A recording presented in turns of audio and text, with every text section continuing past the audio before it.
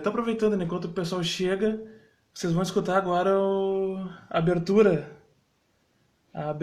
original dublado, vocês vão ouvir dublado.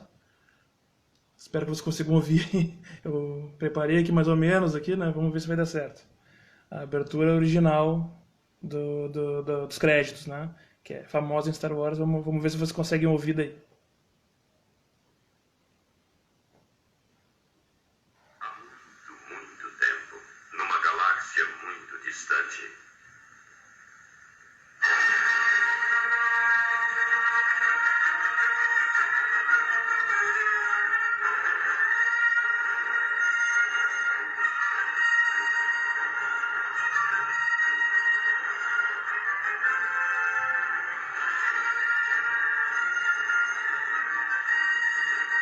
É um período crítico para as forças rebeldes. Embora a Estrela da Morte tenha sido destruída, as tropas imperiais conseguem expulsar os rebeldes da sua base secreta e as perseguem por toda a galáxia. Fugindo das terríveis naves da frota imperial, um grupo de rebeldes chefiado por Luke Skywalker estabelece uma nova base secreta no remoto mundo gelado de Hoth. O Senhor do Mal, Darth Vader, obcecado pela ideia de encontrar o jovem Skywalker, enviou milhares de sondas controladas à distância para os pontos mais longínquos do espaço. Tá. Vou tirar aqui.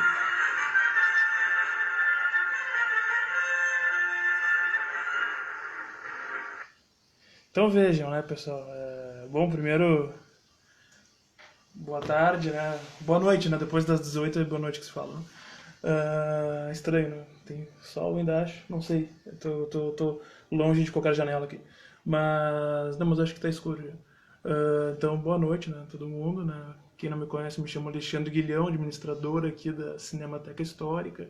Sou doutorando em História na PUC, sou formado em cinema, diretor de filmes, etc, etc. Então a gente vai conversar um pouquinho aqui sobre os 40 anos, né, desse lançamento, né, do Império Contra-Ataca.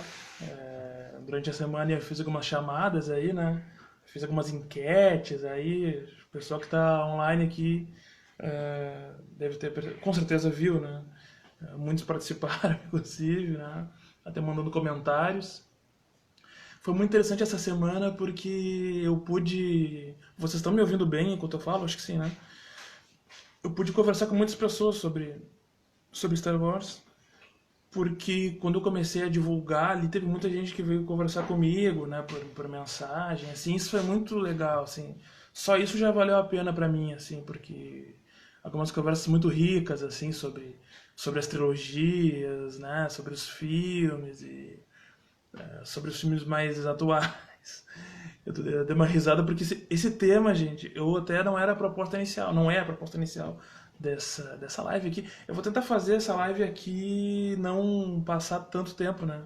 Mas eu falo isso, mas é difícil, né? É difícil.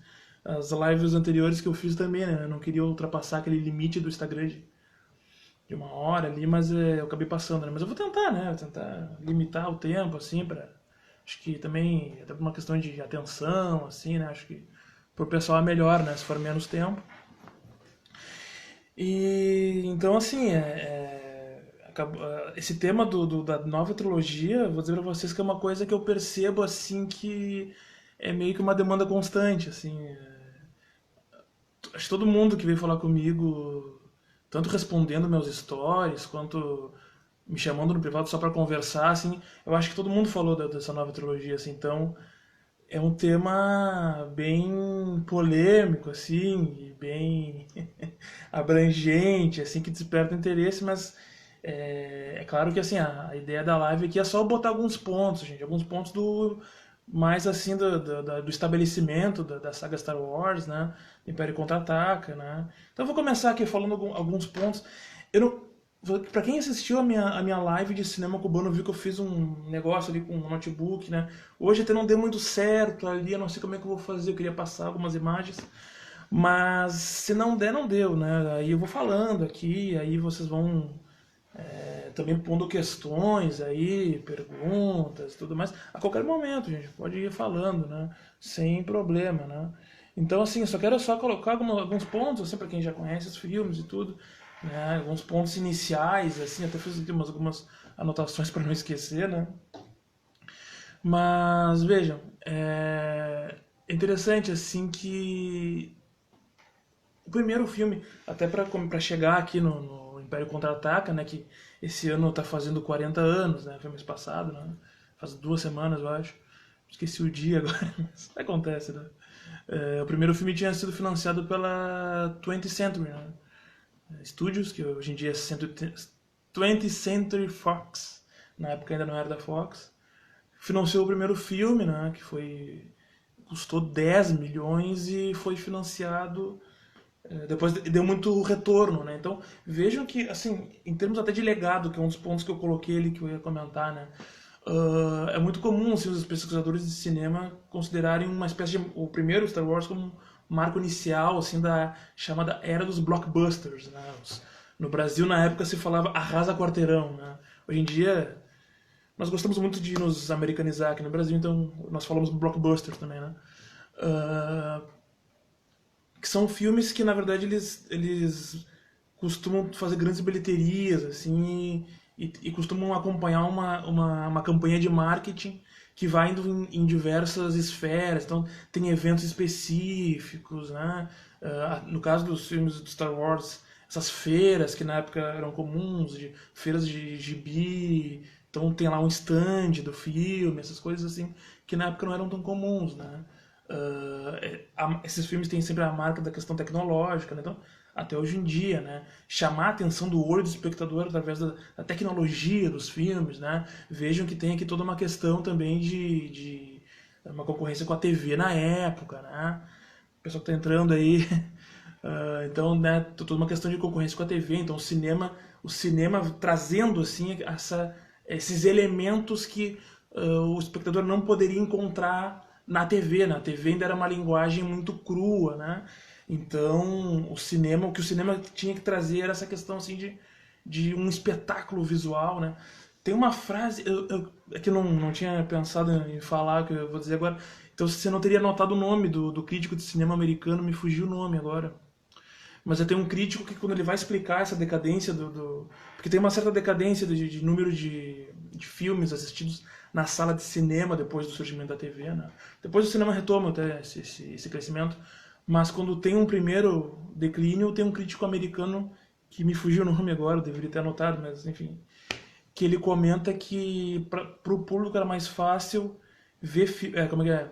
Por que o público vai ir pagar para ver filmes ruins se pode ver TV ruim de graça em casa? Então, quando nós pensamos nessa era dos blockbusters, a gente sempre tem que ter essa relação, assim, né? Essa noção de que tu tem a ideia de um espetáculo visual e sonoro, né? E aí nessa parte do sonoro é onde o Star Wars de 77 ele é mais revolucionário, né? O George Lucas criou uma empresa, ele criou uma empresa de efeitos visuais, que é a Industrial Light Magic, né? Industrial Magic Light, desculpa. O pessoal tá entrando aí, Leão, o pessoal do Storycast, Niele, obrigado, um abraço para todo mundo e quem já tava antes também. Não peguei todo mundo que subiu aqui, o Vigapan tava, Carol, Adriana. Certamente eu perdi alguém que deve estar me xingando agora aqui, tá? Mas me desculpe. Mas vamos seguindo então. Então, quando a gente pensa essa ideia, né? E aí o George Lucas ele cria uma empresa de efeitos especiais só para Star Wars, mas que depois passa a prestar serviços para outros filmes, né? Que é Industrial isso aí, valeu aí, Industrial Light and Magic. É difícil falar, sabe? O meu inglês ele é menos que menos que nada, né? Como é o título do filme do meu amigo Gervásio, né? Menos que nada. E aí a THX, né, que é a empresa de efeitos sonoros, né, que é o nome do primeiro filme, né, do George Lucas, né, THX. O filme dele é THX 1138, mas a empresa é THX. Hoje em dia as duas são da Disney, né. E nos efeitos sonoros é onde, na verdade, tem uma inovação maior até, na verdade, né? A gente sempre lembra dos efeitos, da inovação de efeitos visuais que o Star Wars 77 trouxe, e que são importantíssimos, realmente, ninguém nunca tinha visto nada parecido no cinema até então, né? Depois, claro, surgem novos filmes, né? Mas os efeitos sonoros são ainda mais assim, eu quero evitar a palavra revolucionária, mas não me vem outra, então vai essa. Né? Então, assim, os sons de tiro, o som das naves e a maneira como tu vai ter assim um desenho de som, ou seja, pensar, assim como tu pensa narrativamente a sequência de cenas, é tu pensar a sequência de sons que o espectador vai ouvir num filme, né? Isso se chama sound designer, né? O desenho do som no Brasil, que é algo que Star Wars é um dos primeiros filmes, né? Não é o primeiro.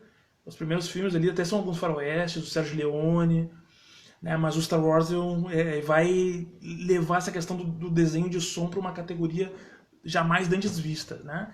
E isso faz parte desse legado, né? E que vai se tornar ainda mais importante no Império Contra-Ataca, né? Que essa questão tecnológica vai se desenvolver ainda mais. O primeiro filme ele foi um sucesso de público, né?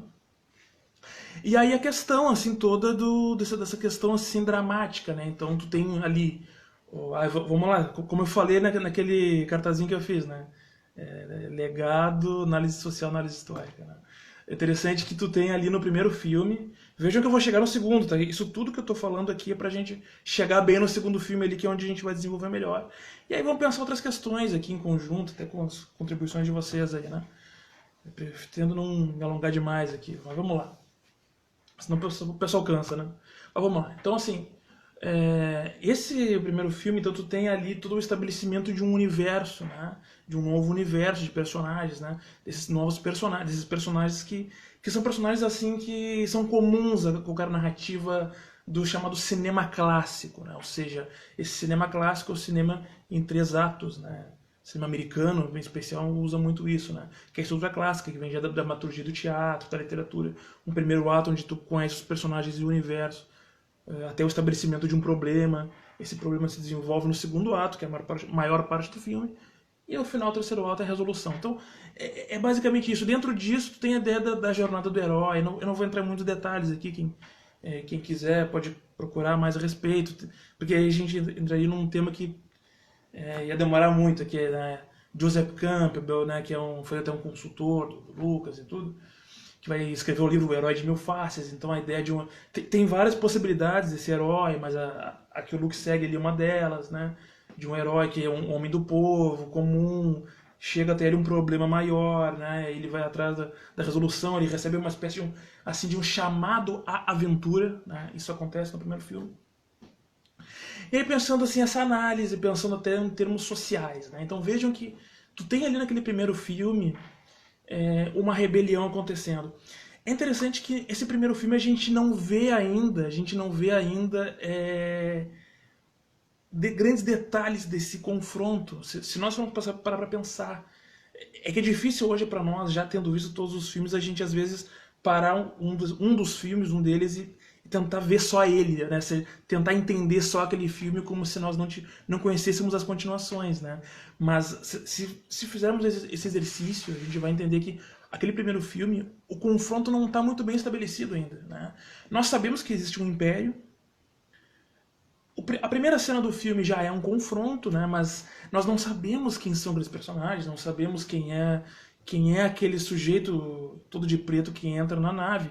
É claro que hoje em dia a figura do Darth Vader é tão imponente, tão popular, né? Que mesmo quem nunca viu o filme, se for ver pela primeira vez, sabe quem é o Vader, sabe? Não é óbvio, né? Mas assim, pensando até na época, pensando na época, né, em 77, a gente não sabia quem era aquele sujeito de roupa preta que entra na nave e tudo mais, quem são aqueles rebeldes, o que eles querem, o que é esse império, né?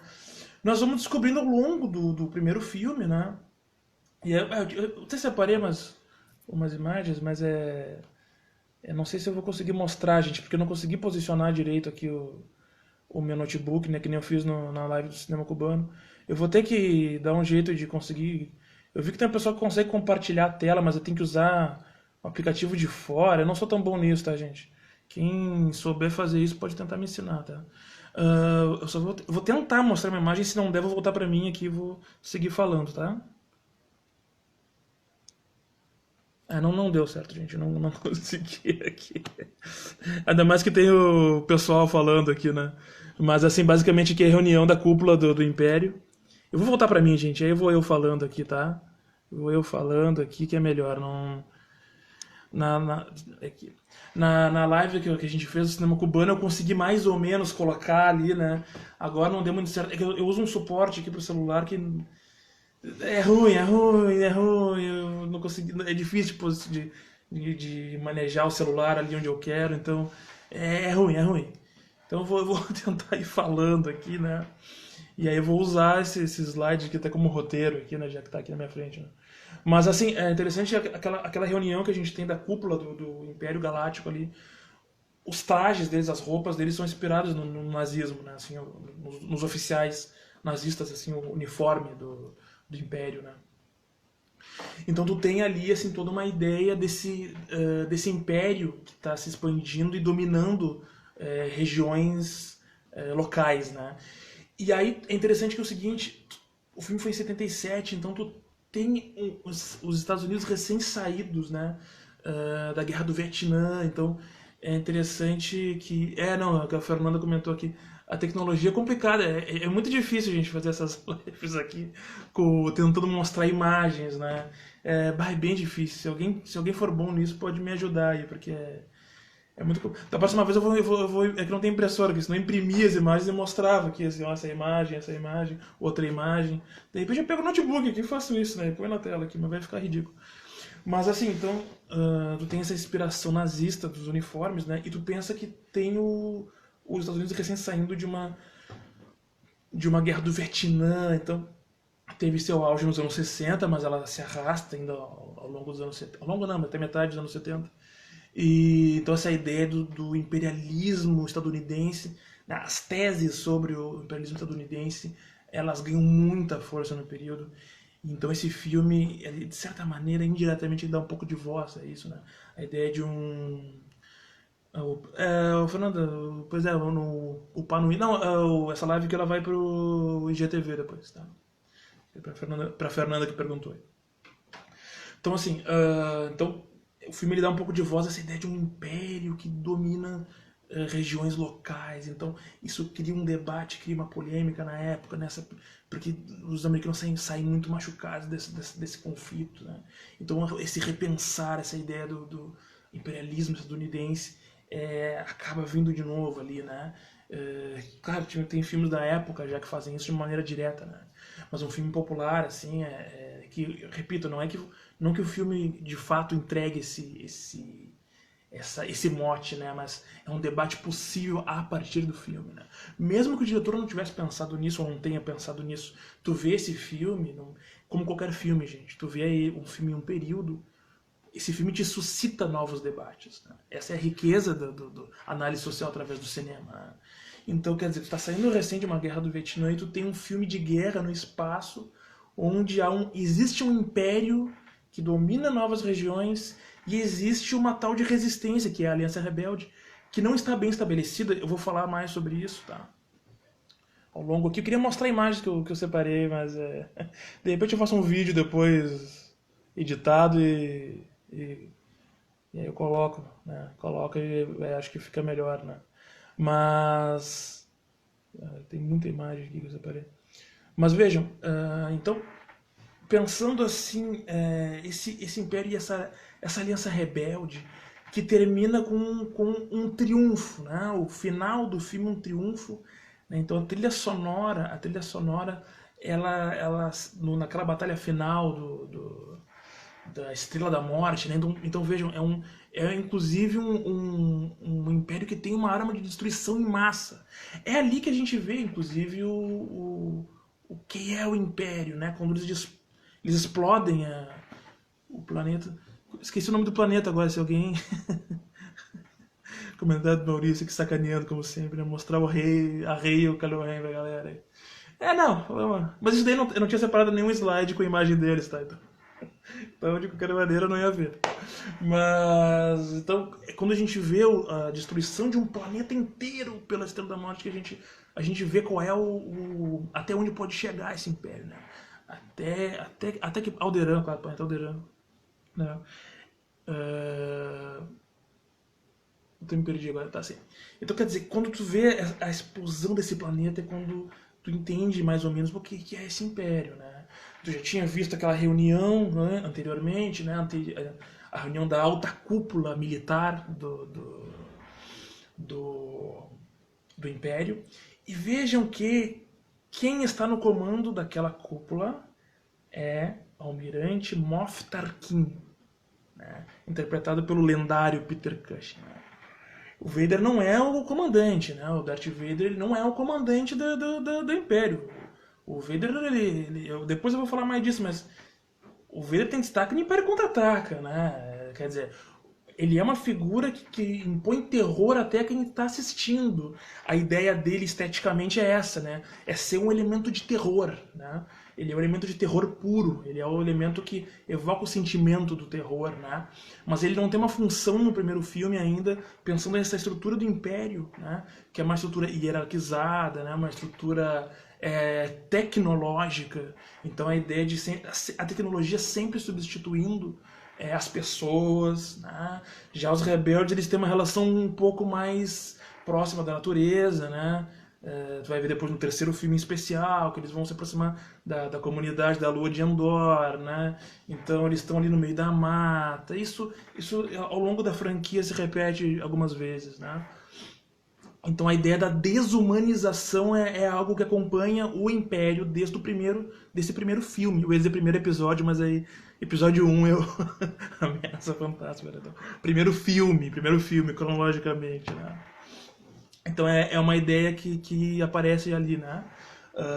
E tem o seu ápice, como eu falei, quando a Estrela da Morte explode Alderaan, o planeta inteiro, não. Então vejam, isso vai acontecer. E quando vai ter o embate da Estrela da Morte ali, né? O ataque rebelde da Estrela da Morte, que é um ataque defensivo, né? A Estrela da Morte está vindo para destruir a base rebelde, né? E aí os rebeldes vão lá. A trilha sonora é muito importante, eu também tinha separado, mas na verdade eu não sei cadê agora. Eu tinha pegado um trecho, né? Mas vejam que. Não, de repente até eu consigo colocar aqui só um pouquinho do som, porque vejam bem a questão da música que eu falei que era muito importante, e é de fato. No primeiro filme. Vou botar aqui. Eu vou só pensar, calma aí.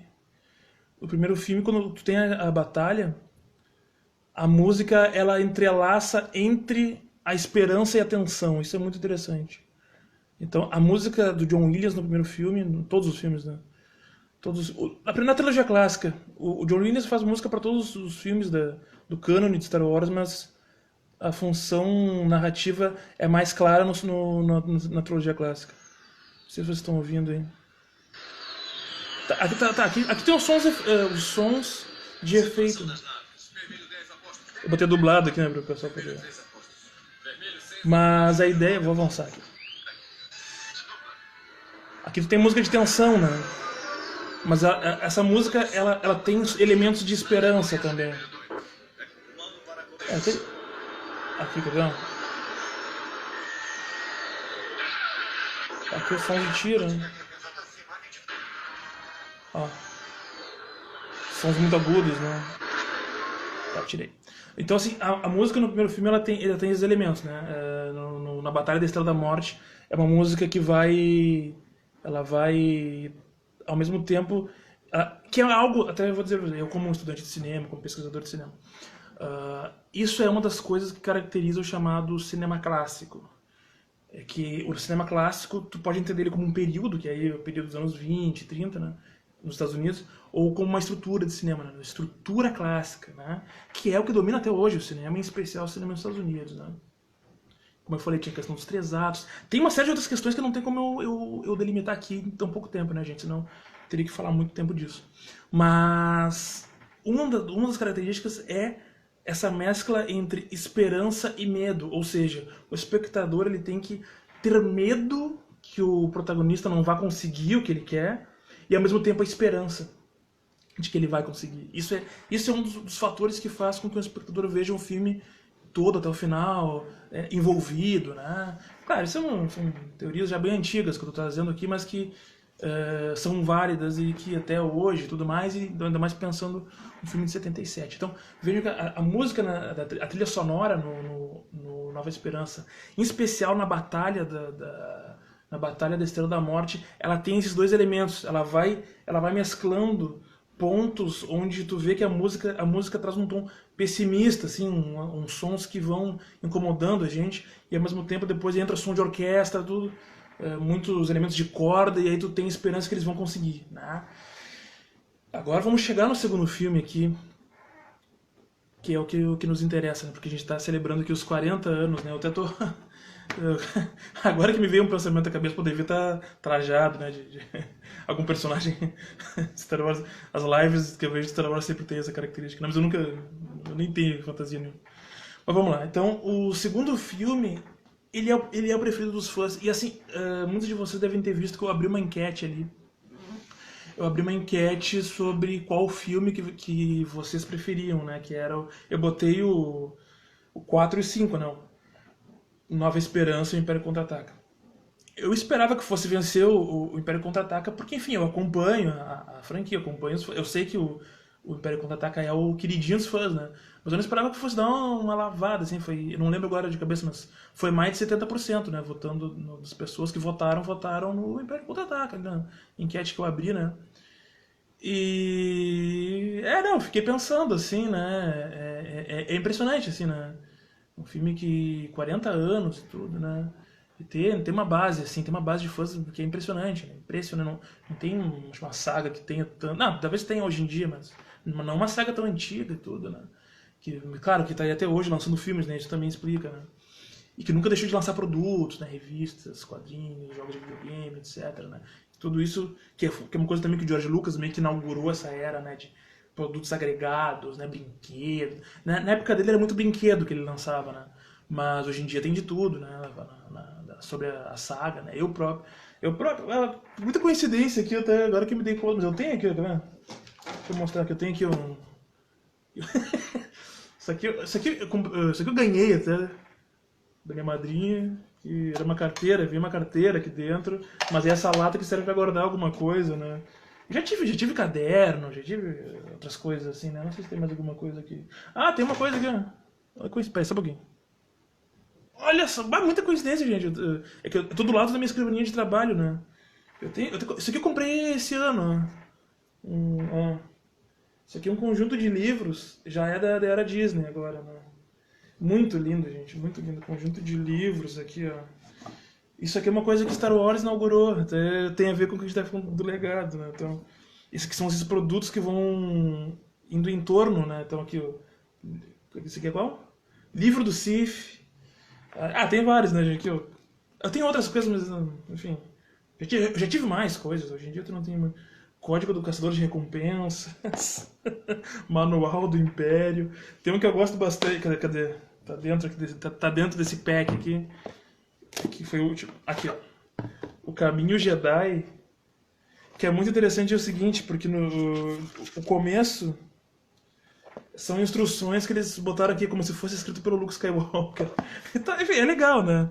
É legal, assim. Isso aí vai muito, né, desde lá dos anos 70. E o segundo filme, como eu tava falando pra vocês, ele tem, assim, essa preferência, assim, absoluta dos fãs, né?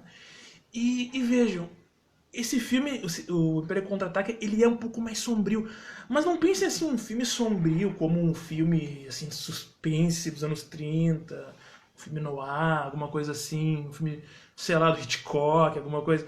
Ele é mais sombrio comparado com os demais da franquia, né? E vejam que o primeiro... Ah, pena que essa parte que seria interessante. Alguém comentou alguma coisa aqui? Tem as assinaturas de todo mundo que pegou esse livro também. Ah, é? Não tava sabendo. Obrigado pela informação aí, não sabia disso. Assinatura de todo mundo que pegou esse livro também. Foi legal. Legal, é mesmo. Eu admito que eu não li. Eu só abri e comecei a ler. Mestre Yoda. Ah, é verdade. É verdade, obrigado aí por começar. Tá aqui, ó. Mestre Yoda, Dukan. É interessante. Na capa de. Sim, tá aqui. Aí aqui, né? Aqui tá as assinaturas, né? Gente, não tinha... Olha só, foi desmascarado ao vivo, eu não tinha lido ainda. Eu só abri e folhei, mas eu não vi aqui. Yoda, Dukan, Qui-Gon Jinn, Obi-Wan Kenobi, Anakin Skywalker, Ahsoka Tano, que é um personagem do desenho lá, né? O Clone Wars. Né? E depois do Rebels ela aparece, né? Darth Sidious e Luke Skywalker, né? Então as assinaturas deles aqui, né? Olha só, muito obrigado. Eu tô muito feliz. Eu comprei porque é lindo esses livros, né? Mas eu não li nenhum. Mas o que acontece é o seguinte. Eu vou ler um dia, mas é que, gente, pra quem me conhece, sabe, eu faço doutorado em História, eu tenho que ler muita coisa pra minha tese, e aí não dá tempo de ler outras coisas, né? E eu comprei não faz muito, né? É uma delícia, falou aqui. Tony Todani. Assim, não, aí eu vou. Aí essas questões eu vou ver depois, né? Eu vou. Pô, tá me atiçando pra eu ler isso aqui. Eu vou terminar a live e vou ler agora. Fiquei instigado, meu Deus do céu. Mas vamos lá, vamos avançando, né? Então, assim, esse segundo filme, né, que é o Império Contra-Ataca, ele tem essa característica de ser um pouco mais sombrio, né? E é interessante que a primeira parte do filme, e vejam bem como o que eu estava dizendo antes, primeira meia hora do filme, para ser mais exato, 32 minutos de filme. Não, na verdade meia hora, porque tem 2 minutos ali de abertura, introdução, né? Então meia hora de filme é a batalha em Hoth, né? Que é, ou seja, aquela batalha no planeta congelado onde os rebeldes se esconderam, né? Ali no comecinho eu botei um áudio para vocês daquela abertura, né? Que descreve, né? Que é as letras subindo ali, descreve, né? O que vai sobre o que é esse filme, né? Então, enfim, os rebeldes explodiram a Estrela da Morte, mas eles ainda são muito pequenos, né? E aqui tá uma diferença clara entre o primeiro e o segundo filme. O primeiro filme nós vamos conhecer a rebelião de fato lá no tomo final do filme, quando eles estão reunidos, né? Eles estão reunidos, recebendo instruções para explodir. Nós vemos ali um exército organizado e que tem força, né? Então, claro, a Estrela da Morte é um terror tecnológico muito maior, mas eles conseguem. É evidente que a partir do Luke, né? Que tem o domínio. Domínio não, ele tem uma sensibilidade à força que ainda não foi dominada, né? E a orientação, entre aspas, espiritual do Ben Kenobi, né? O Obi-Wan Kenobi. Mas ainda assim eles enfrentam essa Estrela da Morte, né? Então é um exército ali muito altivo, né? Já no segundo filme eu até comentei num post que eu fiz, né? Eles são defrontados com a realidade, né? Ou seja, eles são um grupo rebelde, um grupo muito pequeno, que não ainda tem condições de enfrentar de igual para igual o império daquela magnitude, né? Então eles dependem de algo que seja muito pontual, né, para derrotar esse império. E essa primeira meia hora de filme, então vejam que é um filme de 2 horas, então quer dizer 1/4 do filme. Então isso é comum, né, gente? Ó, de novo, 1/4 do filme, mais ou menos ali, primeiro tomo, né, primeiro ato, 1 hora, aliás, 2/4 do filme, o segundo ato, e o quarto final do filme, o tomo final, né? A estrutura final do filme. Então, aqui de novo tu tem isso.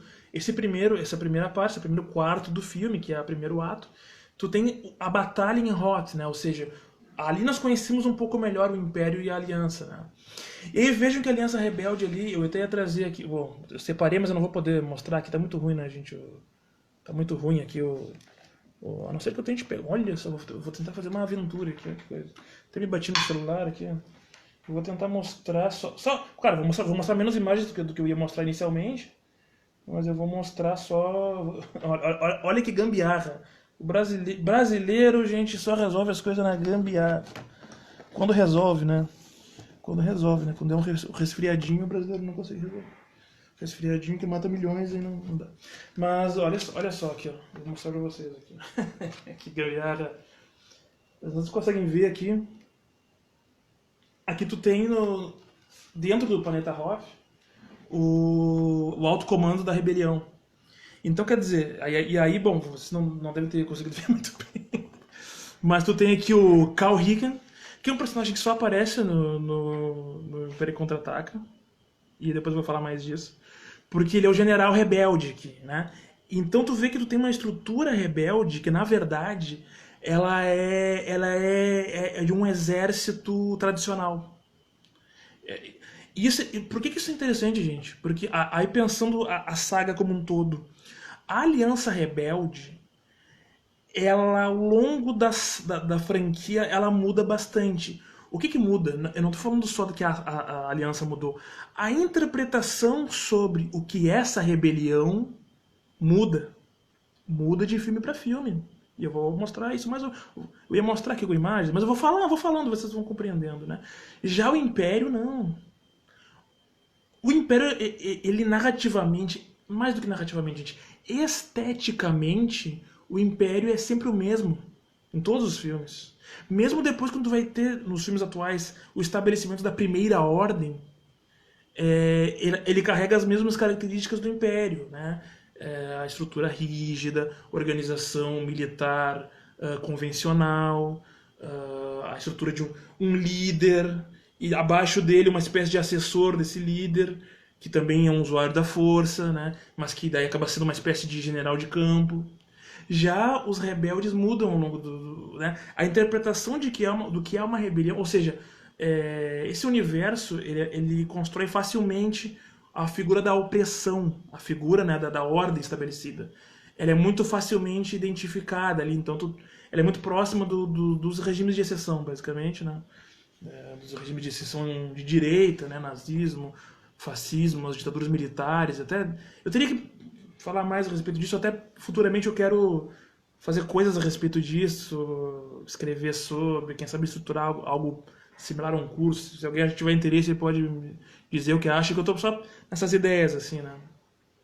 Pensando socialmente a partir dos filmes da saga, né? E como vai mudando ao longo, né? Então, muito das interpretações sociais do período estão em cada um dos filmes. Eu já comecei falando do primeiro lá, né? Então aqui tu tem uma estrutura, assim como no primeiro, mas o primeiro a gente não conhece muito bem essa estrutura. Mas no segundo filme tu tem essa figura, o Carl Hicken, que ele é o general rebelde. Mas ele só aparece nesse filme, e ele quem toma as decisões. É claro, tem um conselho ali, onde a própria Princesa Leia participa, e a Princesa Leia é um personagem que muda muito do filme anterior pra cá. A Princesa Leia, ela desde o começo é uma princesa guerreira, ela não tem assim padrão de beleza da princesa, né? Não é a loira de olhos azuis magríssima, não, ela tem características diferentes disso, ela é muito altiva, ela é muito enfrentadora, né? Ela não é uma princesa que requer cuidados, né, do príncipe. Mas no primeiro filme ela tem uma estética um pouco mais, um vestido longo, ela participa das ações, mas tem aquela cena que o Luke vai se pendurar numa corda e aí ela dá um beijinho no rosto. Já no Império Contra-Ataca, a roupa dela muda. Ela tá de calça, né? Então quer dizer, ali ela tá mais assim, ali ela muda. Ela passa a ser uma espécie de expressão da rebelião, né? E aí ela participa desse Conselho Superior de Guerra dos rebeldes. Ela já participava no primeiro filme, né? Mas aqui ela participa mais falando, inclusive falando aos soldados, né, antes da batalha. Então ela instrui soldados, ela tem uma participação mais clara nesse esquema, né? Ó, aqui um comentário do Maurício, né? Acho que tem uma história que o penteado dela foi baseado nas guerrilheiras da Revolução Mexicana. Assim, Maurício, eu nunca vi o George Lucas falar disso, por exemplo. Mas, não, muita gente fala e, assim, eu acredito que sim. Isso é uma das coisas que eu queria até comentar, né? O penteado dela muda também ao longo, né, da franquia, mas isso que tu comentou, Maurício, tem a ver com essa ideia do que é a rebelião em Star Wars. O que é essa rebelião, né? E eu até vou falando aqui ao longo da live, mas eu diria que nesse primeiro momento, né, na trilogia clássica, ela é uma rebelião que ainda quer assim, reestaurar uma república perdida, né? Que aí a gente vai ver depois nos filmes da prequência, sequela, né? Os filmes de origem lá, o episódio 1, 2 e 3, né? A segunda trilogia, né? Que vai estabelecer que essa república é perdida e ela tenta se recuperar. E aí tem uma justificação lá do porquê que essa estrutura ela é tão rígida. Ela vem de uma espécie de tentativa de um exército republicano, né? Tem isso muito até nos extras do episódio 3. Tem bastante essa questão de... Tem uma sequência que é as sementes da rebelião. E aí tu vê eles já iniciando o processo, né, de resistência lá e tal. Mas ainda assim tu tem essas figuras populares, assim, de representação de um conceito popular que vai ser melhor trazido no Rogue One. Depois eu falo disso, tá? Mas o Rogue One já é uma outra rebelião. É isso que é interessante, né? Mas aqui no Império Contra-Ataca, tu tem esse primeiro parte do filme, é tudo num planeta congelado. Então ali tu já tem um prelúdio do que vai ser o filme. Não só o prelúdio, o estabelecimento. Tá, gente? Então, quando nós vemos um filme, esse primeiro ato, que é primeiro quarto do filme, ou até primeiro terço do filme, dependendo do filme, tu tem um estabelecimento do universo fílmico. É ali que tu descobre o que é a história. Que história é essa, né? Então, se no primeiro filme tu vê o espaço em um primeiro momento, e um segundo momento, ainda dentro dessa primeira estrutura, o deserto, o fazendeiro Luke Skywalker, um homem comum, um homem simples, que acaba entrando na rebelião de uma maneira involuntária, né?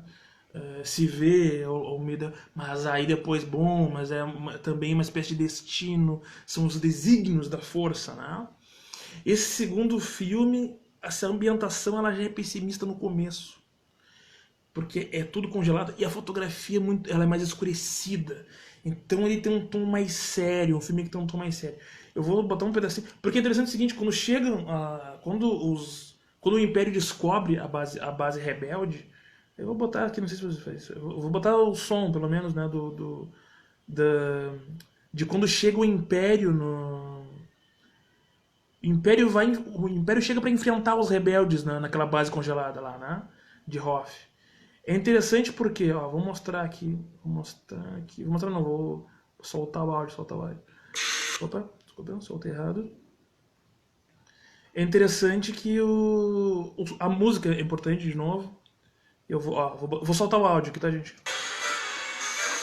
Olha como a música é muito mais tensa do que era no filme anterior, na batalha da... Vou dar um pause aqui. Pode parecer estranho pra vocês eu criar uma equivalência entre essa batalha aqui e a batalha desse Estrela da Morte, que muitos podem pensar, mas a Batalha da Estrela da Morte é a grande batalha, talvez toda a trilogia clássica, né? Mas, assim, essa batalha de Hoth a gente não para pra pensar às vezes, mas assim, em termos de conflito desses dois exércitos que estão se confrontando, é o grande embate que tem nesse filme. A luta na neve ali em Hoth, né? Eles não têm nenhum confronto depois entre Aliança Rebelde e Império ao longo do filme, só no próximo filme, né? E aí vejam como a música ela é muito mais tensa, ela é muito mais pesada, vejam só. Aqui as naves estão... Percebem a diferença da música do filme anterior? Eu botei dublado aqui porque eu queria fazer uma coisa que eu não consegui, para poder entender o que está sendo dito, né? Mas olha só, eu vou avançar um pouquinho para vocês verem como a música não... Ela tem diferentes tonalidades, mas ela continua com o mesmo tema. Olha. Ela nunca... É uma música que nunca traz esperança, percebe? Então, quando nós vemos essa batalha avançando, nós vemos os rebeldes botando cabo de força para derrubar os AT-AT, né? Mas a música sempre segue esse mesmo tom, né? Sempre muito tenso, muito tenso. Isso nos traz uma coisa, apenas uma coisa. Os rebeldes serão derrotados. É inevitável. Na batalha, os rebeldes serão derrotados. E eles são derrotados, né? E isso tem um peso narrativo importante, por quê? Porque ao final dessa batalha é o quê? São os rebeldes batendo em retirada. E eles conseguem se retirar, né?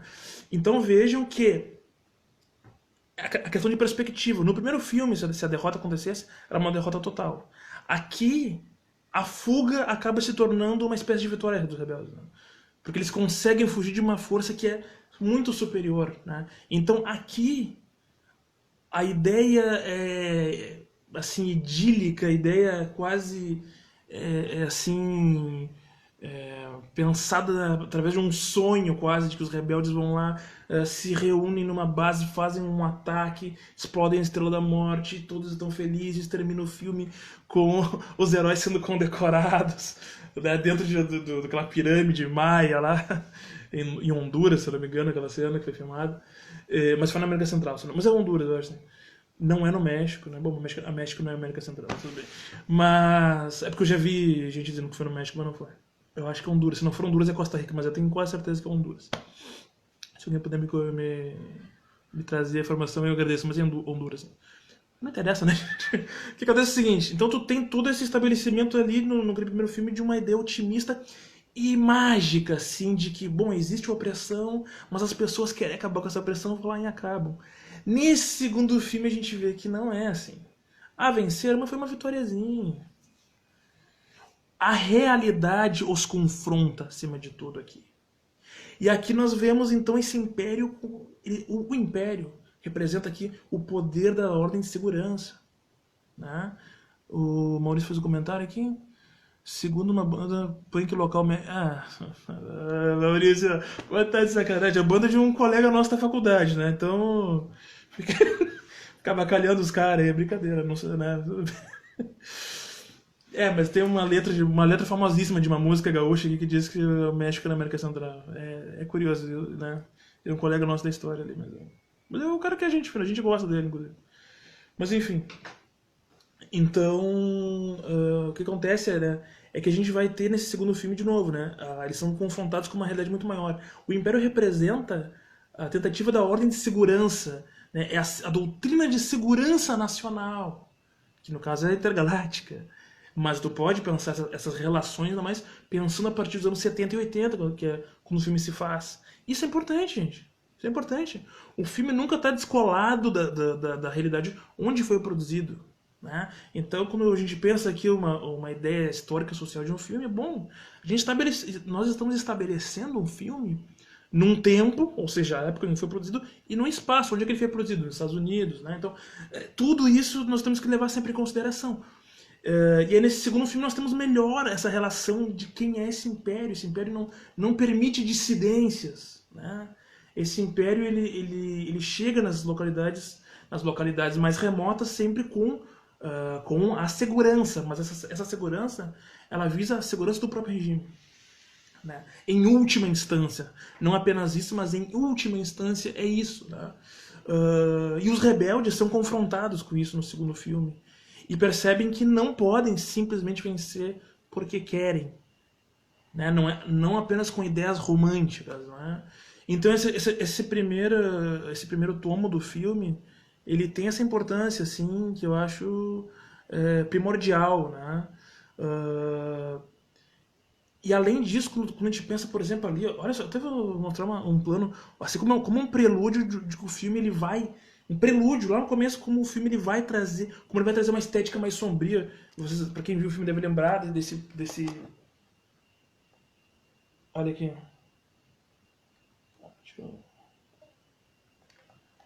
Esse aqui é aquele monstro que ataca o Luke no começo do filme. No começo do filme tem um monstro que ataca, assim, então... tu tem assim, um elemento de suspense, de terror um pouco mais visível, mais claro nesse segundo filme, né? Mas eu vou falar aqui de um ponto que é o que eu acho assim... Bom, nós estamos falando aqui dos 40 anos do Império Contra-Ataca. E aí, fazendo uma relação com a enquete que eu soltei ali no Instagram, que vocês responderam. Agradeço muito porque muita gente respondeu. Bem mais pessoas respondendo do que estão online agora, inclusive. É muito mais fácil apertar o botão e responder, não tô comparando, né? Mas agradeço a todo mundo que tá aqui, né? E até porque depois vai ficar no IGTV, muita gente vai ver depois, né? A live que a gente fez no Cinema Cubano teve muito público, gente, foi muito legal. E muita gente viu depois no IGTV também. Eu tinha essa dúvida se o pessoal assistia depois, né? Mas o pessoal vê mesmo. E é interessante o seguinte, um ponto que é importante. Por que esse filme ele é considerado o queridinho? Por que esse filme é o Star Wars favorito da maioria? Alguém tem ideia? Bom, se fosse se nós tivéssemos pessoalmente seria mais fácil pedir para alguém se manifestar, né? Aqui é mais difícil. Mas o que acontece, gente? Em primeiro lugar, a figura do Darth Vader. O Darth Vader, no primeiro filme, ele tem, como eu falei, uma importância estética narrativa de trazer o elemento do terror. Ele é o personagem que chega e amedronta. Todo momento onde ele está em cena, ele quase sempre está sendo ameaçador. Então, a figura, e de novo, quando eu falo pessoal, estética não é só visual, estética é aqueles elementos que fazem com que alguma coisa artisticamente traga um olhar sensível único para si, né? Então, a estética do Vader ali, ela evoca esse terror, né? Então vejam, quando o Vader ele entra, ele traz isso, porém, como eu falei antes, ele não tem uma função tão definida nessa estrutura militar do Império. Gente, basicamente ele segue ordens do Almirante Moff Tarkin no primeiro filme. A gente às vezes não lembra disso quando a gente pensa em Star Wars, né? Mas ele não segue, ele não dá ordens. Não, ele dá ordens, mas assim, ele não é o cara que dá ordens no filme. Esse cara é o Moff Tarkin, que morre na Explosão na Estrela da Morte, né? Já no segundo filme, o Vader assume o controle, né? Ele não apenas é ali, como no primeiro filme, uma espécie de representante do Imperador. Ele passa a ser o comandante desse exército, né?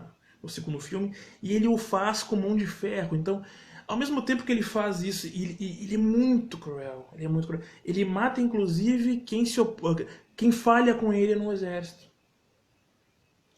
Então, de novo, como eu falei lá, assim, tu tem com ele um auge ali dessa ideia de desumanização, onde essas pessoas elas viram máquinas, ou seja, se a máquina falhou, tu simplesmente descarta. Então, os comandantes militares do Império, quando cometem falhas, são mortos pelo Vader. Né? De uma maneira, às vezes, até engraçada, né? Tem toda aquela estética. Tem aquela cena que todo mundo lembra, né? Que quem viu o filme. Então, lembra que é quando aquele comandante, não sei o nome dele agora, mas ele... Não é nem que ele falha, ele toma uma atitude que o Vader não concorda ali, de sair da velocidade da luz muito rápido antes do ataque aos rebeldes. E aí o Vader estrangula ele à distância por holograma, videochamada da época, né?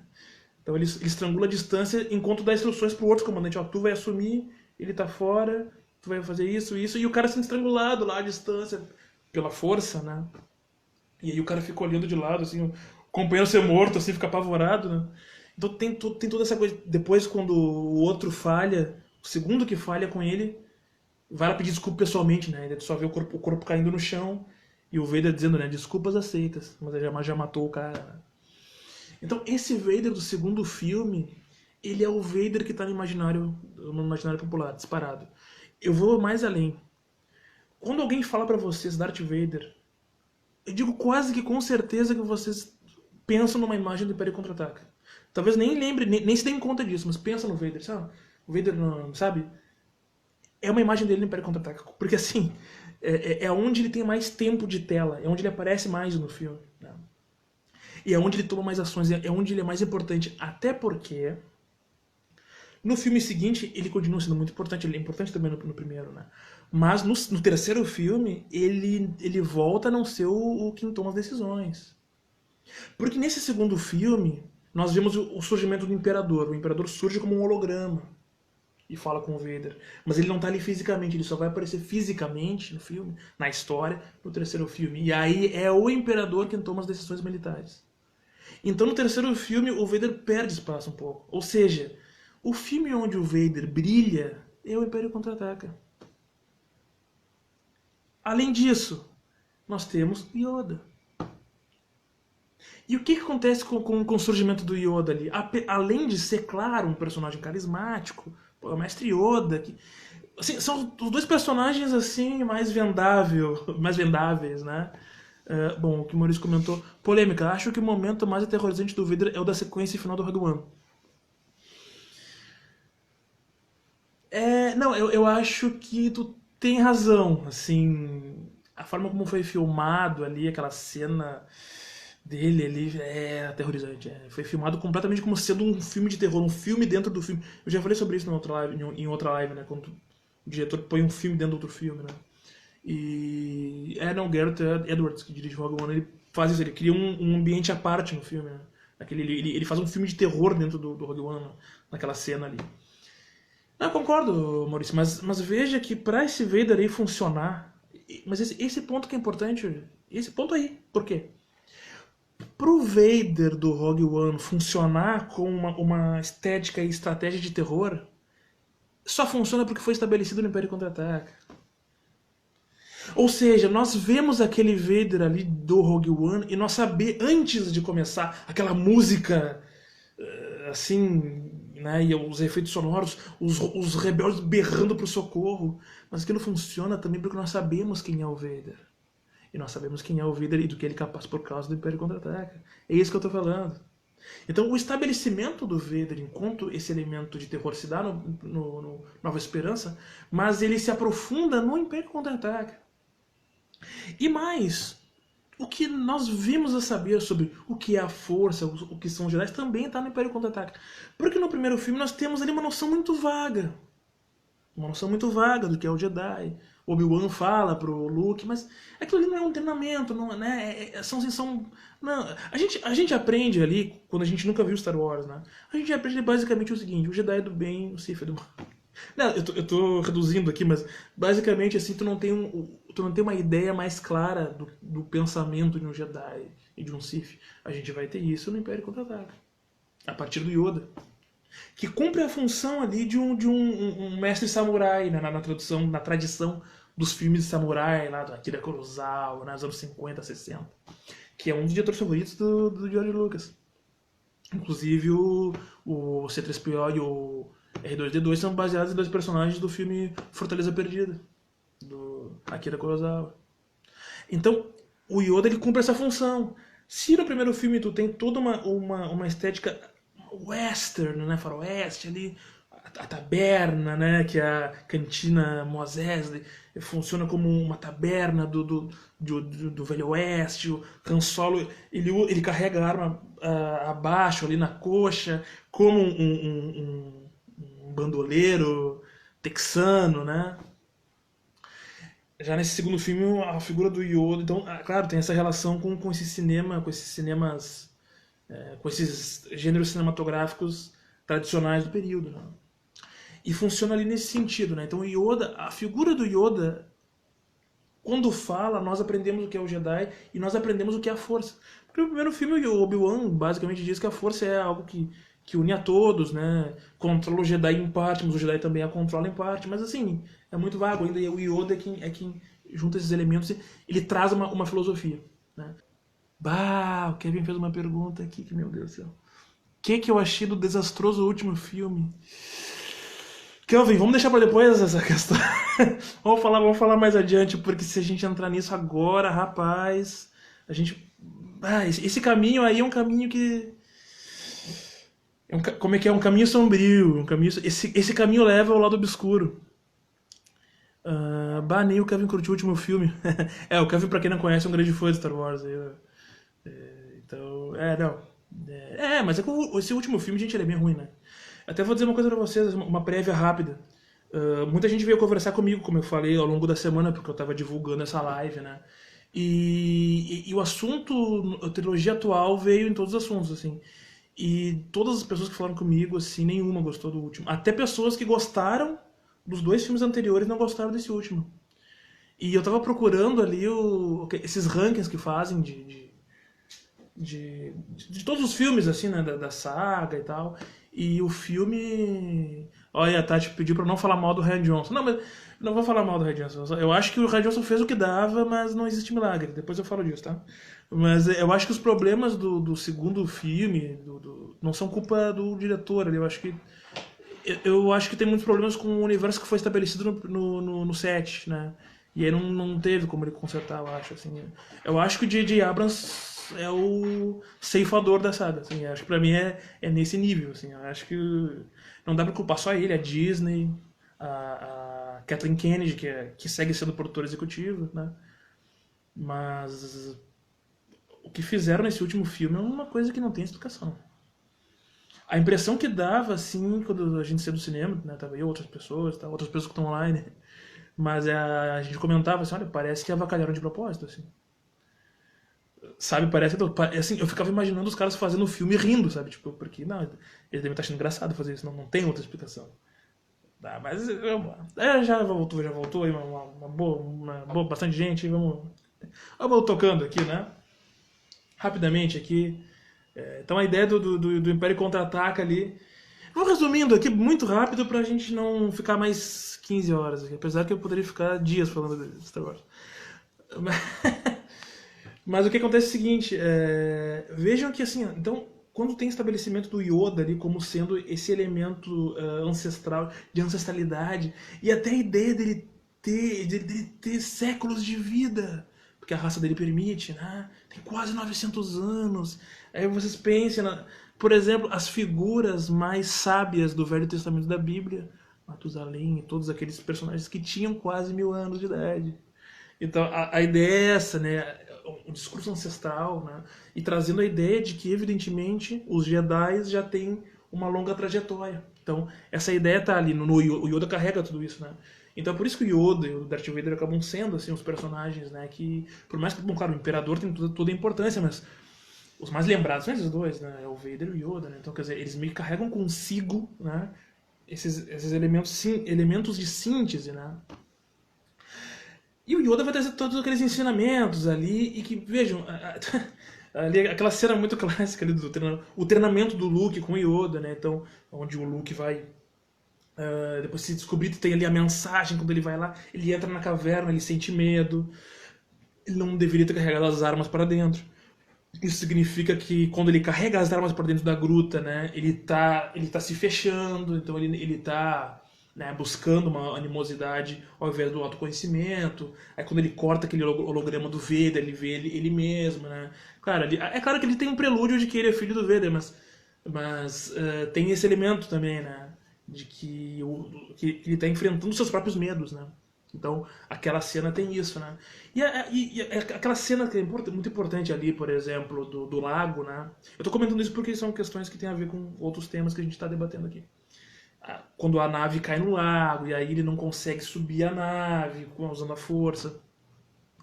E aí, claro, tu tem ali, evidentemente, todos os recursos da filosofia dos Jedi, porque aí ele vai dizer pro Yoda que não tem como, né? Não, ele primeiro ele fala que vai tentar. Isso é importante, né? Eu gosto. Aquela frase ali é a frase que eu mais amo na vida, né? Não tem tentar, é fazer ou não fazer.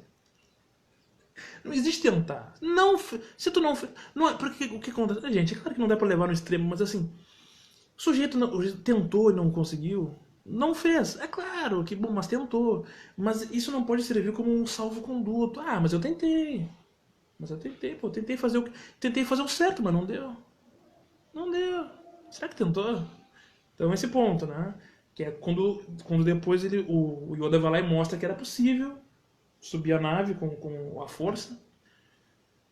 E aí o Luke diz que não acredita que tu conseguiu, né? Ele fala, tu não acredita, por isso que tu falha, né?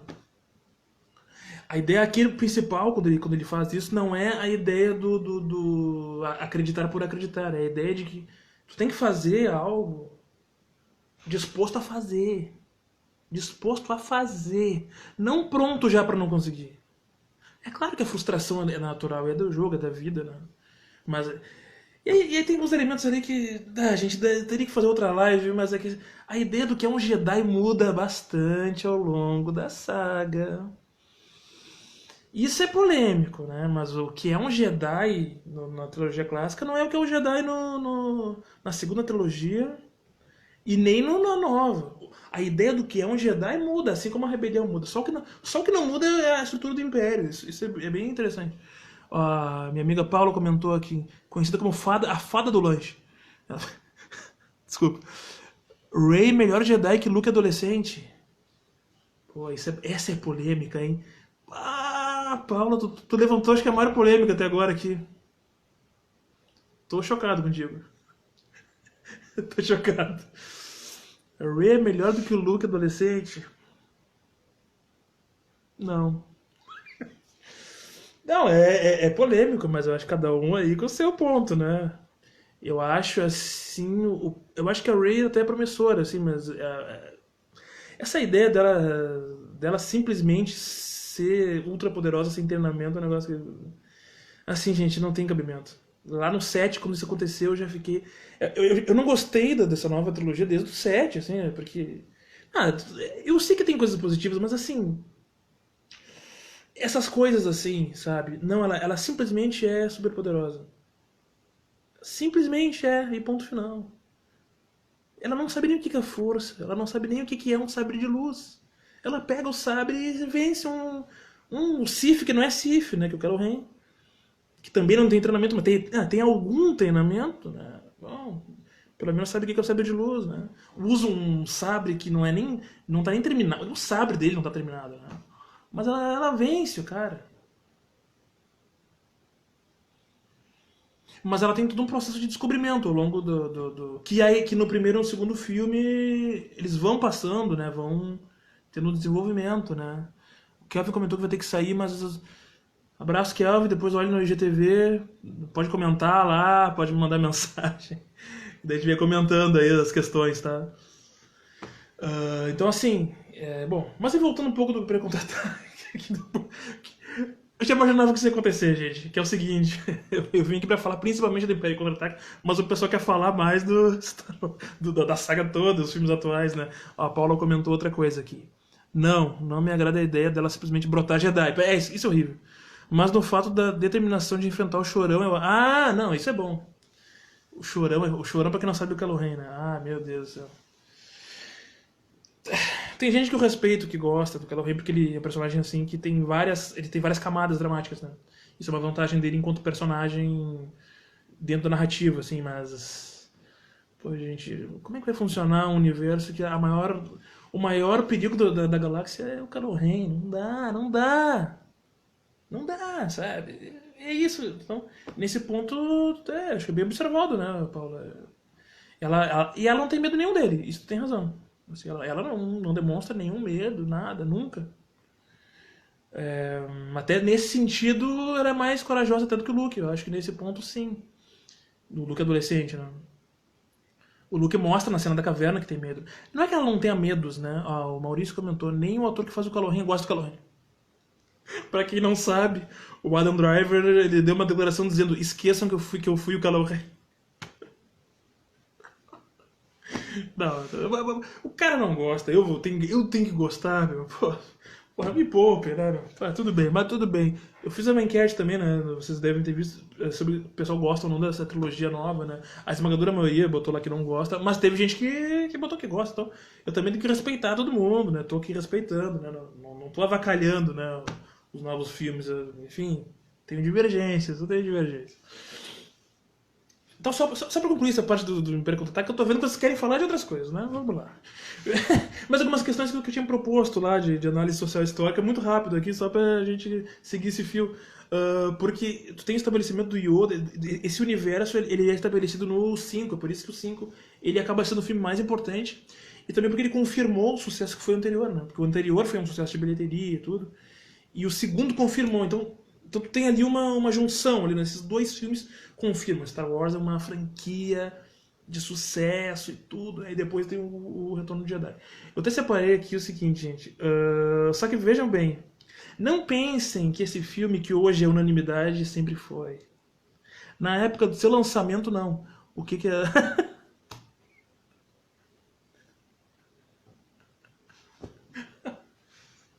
Desculpa. Adão Motorista. Eu não vou conseguir fazer a live desse jeito. Adam Driver é o Adão Motorista. Boa, pra mim já valeu a live aqui. O Adão Motorista foi melhor em outros filmes. O Adão Motorista podia ter ficado em casa, né? Pelo amor de Deus. Mas o que eu tô dizendo aqui? O Império Contra-Ataca, na época do lançamento dele, ele dividiu um pouco os fãs, assim. Porque ele é muito diferente do primeiro filme. Então, pra quem gostou do primeiro filme, queria algo mais parecido. Não todo mundo, muita gente. Não, ele mais fez sucesso. Ele fez sucesso, os fãs adoraram, né? Teve muito lançamento de produtos na época de bis, na época de revistas, livros e tal. Mas muita gente não gostou. E eu até vi aqui, eu vi um levantamento. Tava pesquisando pra live aqui. Eu olho pra tela e vejo esse comentário do Adão Motorista aqui, mas tudo bem. Esse filme é o filme que menos sofreu alterações, porque o George Lucas ele foi relançando os filmes depois em VHS, depois DVD, depois no Blu-ray, sempre fazendo alguma pequena modificação para fazer as pessoas lá comprar e ver o que mudou. E esse filme é o que menos sofreu alterações, ele quase não sofreu, ele só sofreu melhorias técnicas nos efeitos especiais, nos tiros, nos sons e tal. E o rosto do Imperador também, né, sofreu modificações, mas de resto não, só isso. Mas vejo que na época tem uma revista Starlog. é uma revista de ficção científica. Então os fãs compravam ela e tinha uma coluna que podia mandar comentários, né, sobre os filmes, sobre os lançamentos e tal. E é óbvio que na época do Star Wars, imagina, foi o que mais foi comentado, né? E aí muita gente criticou, né? Em especial a ideia do Vader ser pai do Luke. Muita gente não gostou e muita gente não acreditava. Dizia, não, isso é mentira, ele tá só tentando convencer o Luke e tal, né? E aí eu separei aqui uma... Gente, aí dessa vez eu faço questão de dar um nome, né? Que é um crítico de cinema chamado José Haroldo Pereira. Aqui no Brasil, daí. Aí eu tô falando da revista Manchete, que na época tinha uma tiragem de quase 1 milhão de cópias. Foi uma das maiores revistas do país, né? E aí esse crítico de cinema, falando sobre o Império Contra-Ataca, ele diz o seguinte: ele diz que faltava carisma ao Luke Skywalker, que uma franquia não duraria com o Luke Skywalker de protagonista. Ele diz que o filme, ele dizia que esse filme era pior que o anterior, né? Ele diz que o filme não tem o carisma e o encanto das aventuras interplanetárias, né, que tem muitos filmes de ficção científica no espaço, né? Enigma de Andrômeda, né? Flash Gordon, que é um filme que daí esse crítico comentou aqui, né? Ele diz na época que é uma extravagância lançar um filme 2 anos depois do anterior, e termina comentando o seguinte: esse filme não vai ser lembrado no século XXI. Daí os críticos da nossa imprensa, né? Mas tá, os críticos, tô falando de um crítico, né? Mas esse comentário eu tive que trazer aqui porque... né? E assim, esse filme ele foi escrito, a primeira versão do roteiro é por uma autora, uma mulher, que é autora de ficção científica mesmo, né? Que faleceu antes do lançamento do filme, que é a Lee Brackett, né? Então ela escreveu muitos livros, né, de ficção científica, e o George Lucas gostava muito e acabou contratando ela, mas aí no roteiro dela não tinha esse parentesco, não tinha, o Vader não era pai do Luke, não tinha nada disso, não tinha a Leia ser irmã, né? Isso só surgiu no filme posterior, no próximo. Então vejam que nós temos nesse filme o estabelecimento especial do o que é o lado sombrio, né? E esse lado sombrio ele perpassa a estética do filme, então o filme é mais sombrio, então tem essa relação, né, gente? E aí, bom, só vou comentar algumas questões aqui rápido daí dessa ideia de rebelião, de império, porque só alguns pontos. Eu queria comentar muito mais. Eu quero fazer um formato a partir disso, assim, quero publicar, eu quero fazer coisas com esse pensamento de Star Wars, rebelião, império, as questões que nós podemos evocar a partir disso, né? Até se alguém puder me dar um retorno sobre isso, se parece ser interessante ou não, enfim, sei lá. Aí não sei se eu vou deixar de fazer caso alguém não goste, né? Mas, como eu falei, essa ideia da rebelião vai mudando. A ideia do que é uma rebelião vai mudando. Ela é muito republicana nos primeiros filmes, e mesmo assim ela vai mudando. E é interessante, o general que aparece no segundo filme, ele é o general que mais concentra poder na Aliança Rebelde, que eu mostrei antes. Mas ele não tinha aparecido no primeiro filme, nem aparece no terceiro. Ele aparece de relance no Rogue One, de relance, quando vai ter uma assembleia. E aqui é a diferença. O Rogue One ele é o único filme que é só sobre rebelião. E o que é uma rebelião no Rogue One é muito diferente do que é em toda a franquia. Muito diferente. O Rogue One, ele tem uma ideia assim de exército popular, como tu tem nas revoluções, né? Em Cuba, Vietnã, Indochina, que antes era do Vietnã, enfim, pense em exemplo, né? China, a ideia, ou seja, o que é a Aliança Rebelde no Rogue One? Não é um exército completamente hierarquizado a partir de uma figura, né? Então um exército único, assim, já pré-estabelecido. Na verdade, são células, né? São células que vão se juntando. Então tu tem no Rogue One, por exemplo... essa eu vou tentar mostrar naquela gambiarra que eu peguei o notebook na mão aqui. Eu vou tentar mostrar, por exemplo, aqui, ó. Isso que é interessante, ó, que eu comentava, né? Cadê? Peraí. O Rogue One tu tem uma assembleia aqui.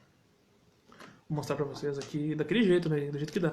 Próxima live eu vou tentar resolver esse problema aqui. Mas assim, ó. Eu não sei se vocês conseguem ver aí. Ó. Aqui é uma assembleia. Então tu vê, uma ideia de exército popular, ou seja, uma organização através de assembleias. Isso é comum dos exércitos populares, dos exércitos revolucionários. E uma outra diferença, gente, aqui eu tenho que fazer aqui, mas eu cheguei a pegar assim, quem é o soldado rebelde em Star Wars? A gente pensa sempre no Luke, a gente pensa, né, no Han Solo, que são as figuras que são as figuras protagonistas, né, da história. Mas quem são de fato os rebeldes de um modo geral? Porque veja, o primeiro filme mostra um pouco, o segundo mostra um pouco mais, o terceiro filme mostra menos. O Retorno de Jedi. O Retorno de Jedi ele é mais uma aventura. Ele é mais aventura do que ação e ficção científica.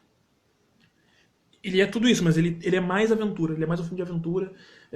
O Luke ele vira quase que um super-herói, assim, no sentido de as ações dele, a música, tudo vai muito assim, nesse encontro de ser quase um herói.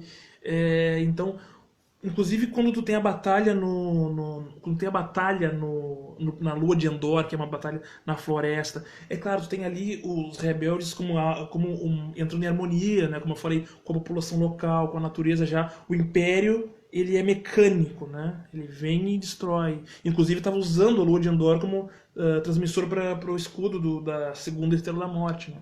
Então, o Império, ele usa fisicamente o espaço, e os rebeldes, eles estão interessados nas pessoas, né?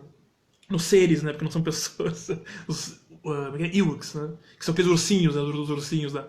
Mas os soldados rebeldes, quando tem a batalha, tu quase não vê eles. Tu vê sempre o Luke. Aliás, desculpa. Tu vê o Han Solo, a Leia. E tu vê uns rebeldes correndo no fundo. Tu não tem o close, tu não tem o protagonismo desses soldados. Mas se nós formos pegar no primeiro filme, no primeiro Star Wars, a cena anterior à batalha da Estrela da Morte, quem é esse soldado rebelde? E veja como é importante para a estética do que é a rebelião em Star Wars. Estão vendo aqui? Esses adolescentes aqui? Eles são o exército rebelde. Isso aqui é uma cena.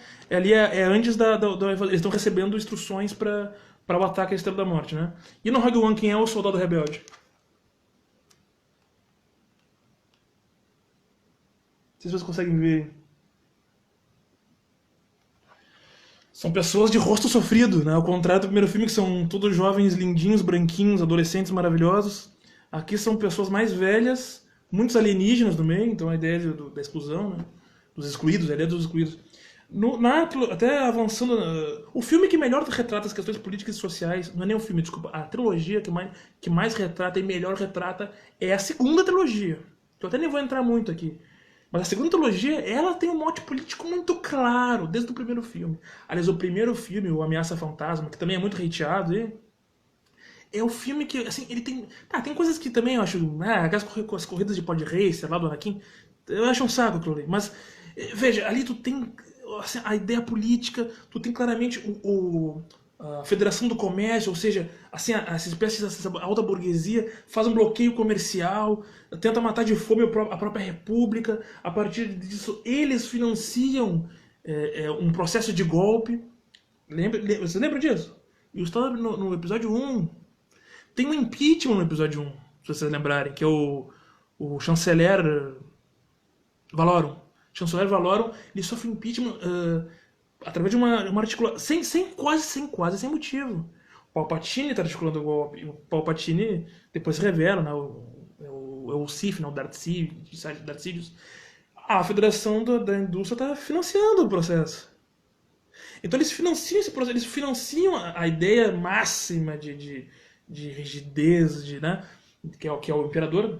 Pequenos comentários que eu vou fazer aqui. O Imperador, depois, lá no terceiro filme, quando ele acende, dá o golpe, né, na República e evoca o Império, tudo aparentemente na legalidade, como a maioria dos golpes ao longo do mundo. Palpatine Eduardo Cunha das Galáxias, pode ser. Mas ele é pior, ele assume. Eu acho que a figura dele é muito inspirada mais assim, nas questões assim dos regimes mais autoritários mesmo, né? Porque o Palpatine ele concentra, ele dá o golpe, ele monta um movimento onde ele fica de fora, que é esse movimento separatista, que é financiado pelos mais ricos, né?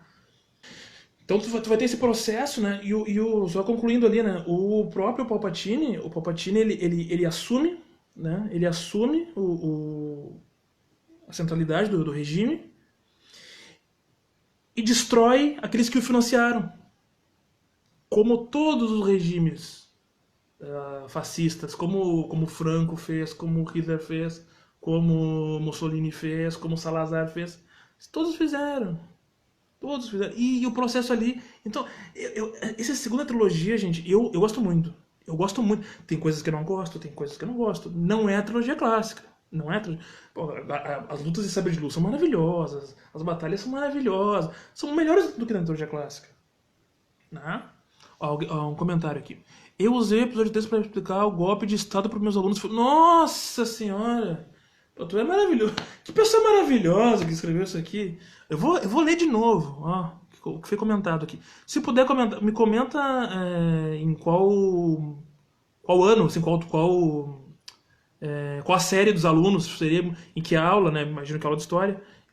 Comenta pra gente qual a série dos alunos, porque isso aqui é muito legal que tu fez. Olha só. Olha só o comentário aqui. Eu usei o episódio 3 para explicar o golpe de estado para meus alunos e foi lindo. Lindo! Esse episódio 3, gente, ele é muito bom, ele é muito bom. Como é que tem tanta gente que odeia essa segunda trilogia? Eu não entendo. É claro que todo aquele romance do Anakin com a Padmé é um negócio que não tem explicação. É um negócio que acontece assim, sem motivo nenhum. É um negócio enjoado. E que tá mais no segundo filme, né, no episódio 2. Que nem eu acho o mais fraco de todos, tá? E pra explicar o Império Romano. Sétimo ano. Pô, sétimo ano. Perfeito, maravilhoso. Agradeço por ter feito isso. Maravilhoso. Porque é isso, assim, né? Todo esse processo social, político, como ele se dá na sociedade de mercado, na sociedade capitalista, sociedade democrático-liberal, é muito bem explicado, assim, né? Toda essa questão comercial, questão da ascensão do autoritarismo, e tudo com áreas de legalidade. Gente, quando a gente pensa em um golpe de Estado, até nós que temos formação em humanidades, às vezes a gente tem uma ideia um pouco caricata, assim, de um exército vindo tomando poder na força, batendo em todo mundo e sentando no palácio. Quase nunca é assim. Quase nunca é assim. Geralmente tem alianças que permitem e que dão até o caráter legal, entre aspas. Né? E isso está na segunda trilogia de uma maneira brilhante. Brilhante. Né? E no Rogue One, que eu falei, tu tem um processo... Tu tem uma espécie de processo revolucionário mesmo. É curioso, né? Eu acho o melhor filme, né? Assim, tirando da trilogia clássica, é evidente. E é interessante, assim, que tu tem uma rebelião muito forte. E não sei se alguém aqui já viu aquela série O Mandaloriano, né? The Mandalorian, que agora saiu na Disney, sei lá o que, Disney Plus, né? É interessante que é o seguinte, eu não vou entrar aqui porque senão a gente se alonga. Só quero comentar que tem uma coisa que me chamou a atenção, que é o personagem que tem um personagem que não tem nome, o personagem é só o contratador, o contratante. Tá nos créditos ali, mas ele não tem nome. Que é interpretado pelo Werner Herzog, que foi um baita diretor de cinema alemão. Cara, como é que botaram o cara ali? E não é ator, sabe? É bem inesperado. Mas é interessante que ele que tem um diálogo olha, nos primeiros episódios ali, que eles são um grupo, onde está esse contratante, que eles estão tentando ser uma espécie de milícia fascista do Império que não aceita que o Império tombou, né? Foi derrotado pela rebelião. E estão tentando voltar. Que aconteceu também em todos os regimes fascistas que caíram. Isso também é uma coisa que sempre acontece, né? Não é uma coisa assim, a gente pensa a história às vezes uma linha reta, né? Não é assim, não, passou esse período, agora começou esse, como se, sabe, não é assim, então tem permanências, né? E tem um momento que ele vai falar do como a rebelião depois que entrou na República não funcionou e tal. E ele se refere a esse processo como revolução. É a única vez em toda a saga Star Wars que essa palavra é usada. Isso me chamou a atenção. Ele fala do período da revolução. Vocês ganharam a revolução e fizeram o quê e tal. E eu acho que isso tem muito a ver com o que Rogue One fez na saga. E aí eu já entro nesse... Porque eu sei que vocês querem falar dos filmes atuais, né? E eu acho que o Rogue One, ele mudou muito o que é a noção de rebelião, né? O Rogue One, ele trouxe uma estética própria, assim, até embasada, como comentei antes, ele teria que fazer uma explanação maior para explicar todos os pontos envolvidos, né? Mas o que é essa rebelião? Então, são diferentes grupos que vão se unindo através de assembleias, né? E quem são as pessoas que compunha a rebelião. Isso também tá no Rogue One, né? É o único filme que traz isso. E tu vê que no episódio, aí vou indo pra essa trilogia atual, fazendo até uma breve comparação. O episódio 8 ele trata diferente a rebelião, que daí agora é a resistência, porque eles perderam o poder, eles chegaram ao poder e aí perderam pela primeira ordem, né? De uma maneira, assim, né, a gente aí... Desculpa, mas a forma como a primeira ordem vence a república é bizarra, porque eles apertam um botão, aí aquela base Starkiller atira em todos os planetas da república e deu, acabou. Uma solução mágica. Eu não gosto de solução mágica, é um negócio que me incomoda, tá? Eu gosto de uma dramaturgia um pouco melhor desenvolvida, né? Mas o que é essa resistência? O primeiro filme ainda não traz muito bem o set, ele não desenvolve, não explora. É muito parecido com, por exemplo, o 4, né? Então, só vê as naves indo, atacando aquela base Starkiller, que é uma cópia do ataque à Estrela da Morte, né? Bom, essa trilogia inteira, ela tenta pegar a estrutura fílmica da trilogia clássica e atualizar, né? Isso é uma coisa que eu também me desagrada profundamente, né? Mas a questão é que essa rebelião não é a resistência, que não é mais uma rebelião, agora é a resistência, ela não é desenvolvida no 7. E no 8 ela é muito melhor desenvolvida. Muito melhor desenvolvida. E isso é o efeito Rogue One. Porque o Rogue One foi lançado um ano antes, né? Então, isso pinga no 8. O 9 depois faz uma salada sem explicação. E nessa série Mandaloriano tu tem de novo assim, uma espécie, um estabelecimento de imaginário do processo, como tendo sido uma revolução. Então, isso é muito a estética do Rogue One que vai entrando nesse universo, né? O Maurício comentou que o Paul leninista no último filme. Eu esqueci qual é a frase, Maurício. Eu resgatei na frase Qual é a frase que ele usa? O Paul usa uma frase do Lenin, né? Qual é a frase, Maurício? Eu esqueci agora qual é a frase. Eu comentei pessoalmente com o Maurício a frase. O Paul Dameron usa uma frase do Lenin, mas eu esqueci qual que era. Mas ele usa uma frase do Lenin no último filme. Mas, bom, de qualquer maneira, enquanto ele não coloca... Não sei se tu lembra da frase também, Maurício. Eu esqueci agora qual é a frase. Mas, de qualquer maneira, isso também é um reflexo do Rogue One nessa última trilogia, né? Essa última trilogia, ela é muito errática no sentido de... Cada filme conta a sua história à sua maneira, às vezes considerando o que aconteceu no filme anterior, né? Isso é muito grave, assim, né? Então, comentando que se uma minoria agir, o resto... Ah, sim. Eu não lembro da frase exatamente, mas ele fala ele fala exatamente quando eles estão pensando... Isso, não, o prefeito Maurício. Porque, veja bem, quando eles estão pensando no último filme ali... É no último filme ou é no 8? Agora eu tô em dúvida. Não, mas é no último. Não, mas as pessoas elas não estão prontas para um processo de resistência armada em última escala. E o Paul fala, não...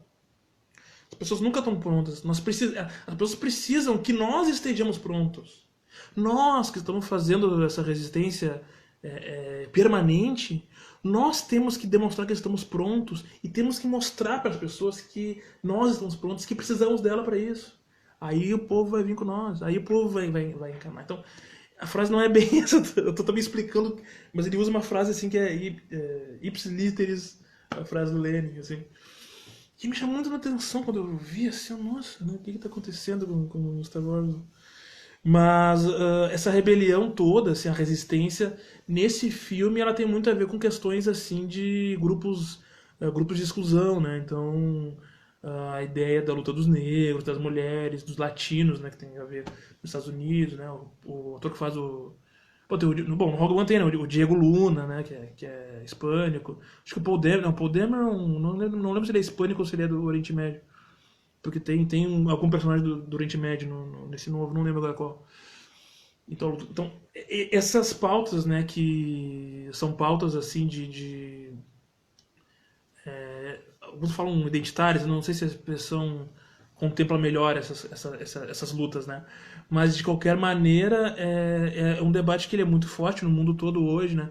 E isso essa rebelião nos novos filmes tem ligação com isso, né? Então é uma mulher, né? Os dois principais personagens, né? Que é a Rey e o Finn, uma mulher e um negro. A própria Rey não é exatamente branca. No Brasil seria, mas não nos moldes americanos, né? Tem aquela outra japonesa que me esqueci o nome agora, Rose. Então, e inclusive esse debate é muito forte nos Estados Unidos hoje, né? Então, a alt-right americana, né, que seria mais ou menos esse extrema-direita dos Estados Unidos, não gosta do filme, dizendo que, esses novos filmes são filmes que são contra os brancos. Olha a piração, né? E tem muito essa coisa, que a pessoa não gosta do filme, aí quem gosta, isso muito lá nos Estados Unidos, né? Diz que, tu não gosta porque tu é de direita e tu não reconhece as lutas das minorias e tal. Esse debate é o debate foi o debate mais forte em torno disso nos Estados Unidos. Então tu vê a diferença da época. A primeira trilogia, os debates que se levantam é muito em função do imperialismo estadunidense e da questão do Vietnã, né, como exemplo. A segunda trilogia suscita muito o debate do George Bush, tudo, a forma como ele estava tentando subverter os próprios regimentos da casa em torno dele, até para invadir o Iraque, né? E agora, nos filmes mais atuais, então pensando de novo, gente, social, historicamente, né? Os debates que estão se fazendo hoje têm mais a ver com essas questões de afirmação de identidade, né? Mais um comentário aqui do Maurício.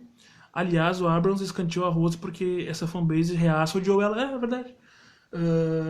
A base de fãs do Star Wars tem um quê de... É bem heterogênea, né? Tu tem muitos fãs que são progressistas e muitos que são bem conservadores, assim, né? E o filme permite isso, porque tu tem uma rebelião do teu império e nenhum dos dois é tratado com desdém, né? Tanto a rebelião quanto o império são muito fortes e tudo. É só ver agora a enquete que eu abri, né? Que tem... a esmagadora maioria votou no Império Contra-Ataca e gente de muita... Até gente bem progressista que eu conheço pessoalmente. Ó o comentário, o Oscar Isaac é latino. Não, beleza, que é o Paul Dameron. Paul Dameron, que nesse filme, ele mudou completamente, né? Ele virou o Han Solo. Não, essas coisas eu não aguento. Ele era um cara doce nos dois primeiros filmes. Goste ou não, ele era um cara doce, ele era um cara gentil. No terceiro filme ele virou um bronco. Ele virou um sujeito que é mal-humorado, vai lá e dá a real, canastrão. Tem um momento que o Finn fala, o Paul tá reclamando como sempre. Eu pensando, como sempre? Mas ele não era assim, como sempre desde quando?